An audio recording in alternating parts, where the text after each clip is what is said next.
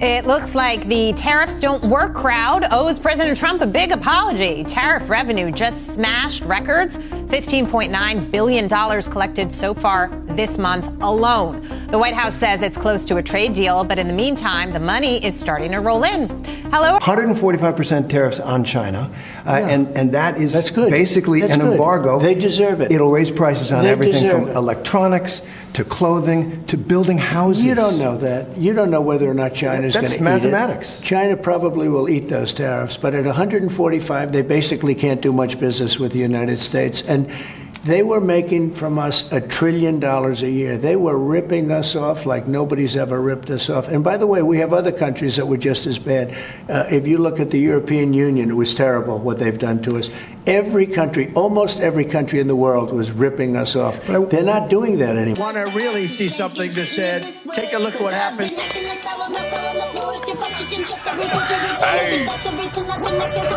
Why this beat so cold? We will make America proud again. And you try to kill we will make America wealthy again. And yes, together, we will make America great again. Boy, oh boy, oh boy. ABC News. ABC. You know, when will they ever learn? I'm actually surprised that this man is actually standing in front of the White House signs in the front yard. I'm surprised. They didn't blur it out. You know, fake news media. And we know ABC has already had to pay President Trump, you know, after lawsuits. They just can't tell the truth, bias, Trump derangement syndrome, fear mongering, lies, propaganda. You just can't tell the truth. But this brother here has got Trump on an interview. So let's see how this goes. I'm pretty sure you already know how it's going to go. And seems like we're getting exactly what we voted for. A lot of people love the first 100 days of Trump's second term. And here we are, you know, just celebrated a huge, massive rally. If you missed that video, go check it out. We just uploaded it. Probably right when you're seeing this, we just uploaded that one probably an hour ago. And it is going down, man. But love to the family. If you're new here, join the family. Hit that subscribe button. I hope everybody is blessed, well, healthy, and that nothing but the best is going on in all you beautiful people's life, man. And every single day, it's a fight. And we keep fighting. We keep winning, man. We are wishing the best in everybody's life. We are wishing for a better life in America, man. In this corrupt scam matrix, the American dream has become an American scam. And we are praying for that to turn around, man. That life is good for us Americans. America first.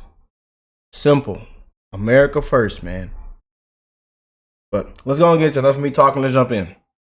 Earlier today, I sat down with President Trump in the Oval Office for an exclusive interview on his 100th day of his second term. It was a great opportunity to ask him some wide-ranging questions about the issue. And the most important thing of this all, common sense. Common sense. And this is why it was a landslide. Every single swing state, people that don't even get involved got involved. Why the people spoke loud and clear for common sense. Simple. For hope. For change. People wanted a change. Common sense, man. Issues that most concern so many Americans. We talked about the economy and his tariffs. We talked about immigration and those deportations. And you can see here the White House has put up some posters that they say show some of the violent criminals that have so far been deported. We talked about a lot more as well. The president's answers were provocative, at times combative, and always he was strong in his convictions about his policies. But before we get to the interview, we begin tonight with a look inside the Oval Office that Donald Trump has transformed. Hello, everybody. How are you? This is the Oval Office. This is the Resolute desk, which is really something very spectacular. There's nothing quite like it. And they give you a choice of about 7 different desks, but this is the one I chose. Ronald Reagan had it, FDR had it, a few people had it, but I found it to be the most beautiful. It is amazing. This is an amazing space, and amazing maybe architecturally wonderful, but amazing for what it represents. It represents the U.S., and if properly used, a lot of good things can happen. I see Ronald Reagan over there. Yeah, Ronald Reagan. Right to your left. Being in the Oval Office is very important. See Ronald Reagan here, and put him a little bit larger. It sort of seemed to fit very nicely. You have Democrats a little bit. You have Franklin Roosevelt. Franklin Roosevelt. So you look at that picture and people say, well, what's he doing up there? But look, he was a serious president, whether we like it or not. He was a 4-termer and went through a war. You have Lincoln, you have Washington, but you look over here, that's Monroe, the Monroe Doctrine. Why is he up there? I think the Monroe Doctrine was pretty important. That was his claim to fame. Over here you have the original of Abraham Lincoln and George Washington, and of course you have the Declaration of Independence. What does it mean to you? Well, it means exactly what it says. It's a declaration. It's a declaration of unity and love and respect, and it means a lot, and it's something very special to our country. Lincoln's portrait up there. I'm not familiar with that one, but I think when I'm looking at that famous line in the second inaugural, with malice toward none, with charity toward all. Well, he was a great president. He went through a lot. And the Oval Office is always changing between presidents. And it changes, that says something. It does. What does this say about how you feel about the country and the office? Well, I think it says I love the country. I mean, I'm putting pictures of presidents up that have never been up, pictures that weren't largely used, and in many cases, great men, in this case men, but great men of great achievement. And your every detail, it seems. Yeah. This is your office. I'm a very detailed person. I'm a very clean person. I like cleanliness. I like to see the space be treated properly. I've added a lot to the space in terms of beautification, in terms of modernization. That's a gallery of presidents. It really is. It really is. So, and it's an honor to have you people with us. Mr. President, thank you for doing this. Thank you. All right, here we go. Here in the Oval Office. It's special. 100 days into your second term. So what's the one thing, just one thing, that you think is the most significant thing you've done so far in these 100 days? Well, I think maybe the border is the most significant because our country was really going bad. They were allowing people to come in from prisons, as you know, and you've heard me say it, but you've heard a lot of people say it. Prisons, mental institutions, gang members, murderers. We had many murderers, 11,888, they think. Some murdered more than one person. So you had murderers coming in, you had everybody coming in, and not just South America, from all over the world. They were emptying their prisons into our country. And now it's totally closed down. And you've seen just yesterday, they announced 99.9%. Nobody thought that could happen. And it happened quickly, very quickly. And I think that's very significant. But we're doing other things that are very significant. Results will take a little bit longer because it's one of those, it's complicated. It's many years of trading abuse. We've been abused by other countries for years and years. They laughed at us. They thought we were stupid people. And we're fixing it. And I think that's going to be very, very important. But I have a lot of ground to cover. Yeah, I would really say that the border is so important. And we'll get there. Immigration, huge, yeah. And we're going to get there. But I want to start with the economy, the number one issue for so many people, for just about everybody. It's one of the main reasons that you're back in this office. And now we have this trade war with China that Moody's and other analysts say is going to cost American families thousands of more dollars per year. And there is a lot of concern out there. People are worried, even some people who voted for you saying, I didn't sign up for this. So how do you answer those concerns? Well, they did sign up for it, actually, and this is what I campaigned on. I said that we've been abused by other countries at levels that nobody's ever seen before. We were losing $3 to $5 billion a day on trade. We were losing $1.5 trillion to $2 trillion a year, not sustainable.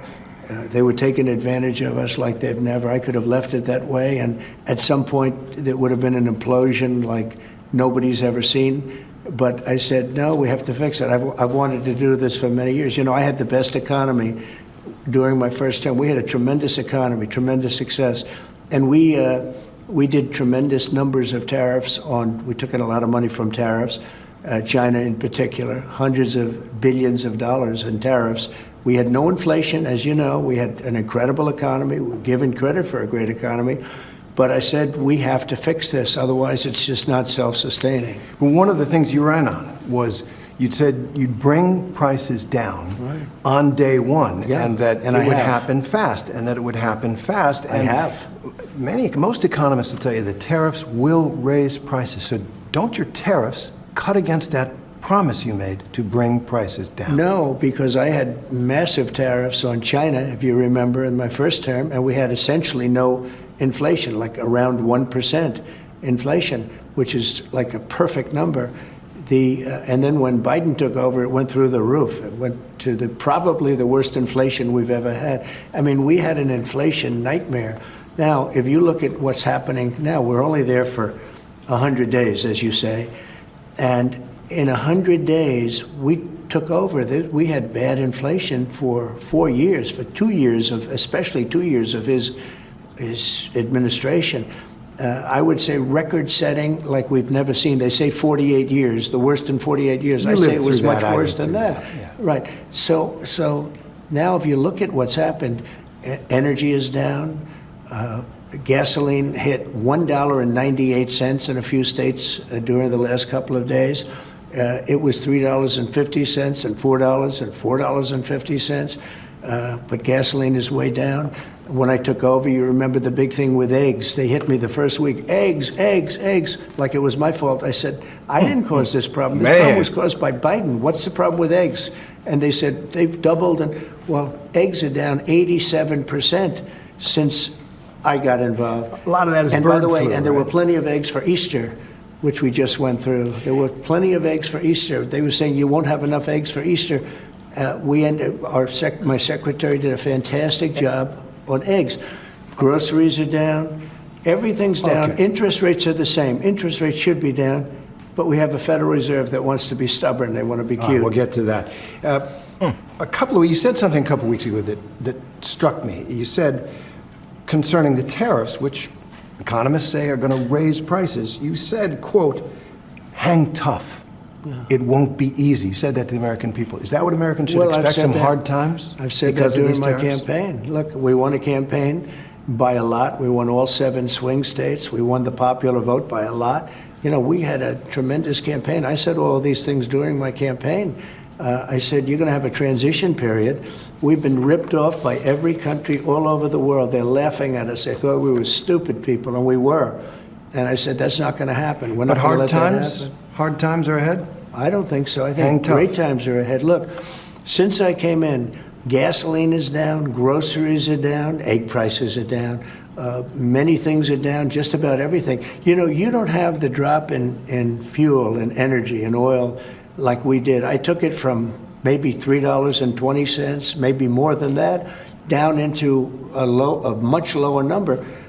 When you have that kind of a drop, you're not going to have inflation. Not now, but it's the tariffs, right? We still have 145% tariffs on China. Your Treasury Secretary said we basically have an embargo on China. Look, you're trying to say something's going to happen, Terry. No, okay, well, nothing's going to happen. You know business. Terry, I want to ask. I do know business. Yes, and so 145% tariffs on China, and that is basically an embargo. They deserve it. It'll raise prices on everything from electronics to clothing to building houses. You don't know that. You don't know whether or not China probably will eat those tariffs. Stand but at 145, they basically can't do much business with the United States. And they were making from us $1 trillion a year. They were ripping us off like nobody's ever ripped us off. And by the way, we have other countries that were just as bad.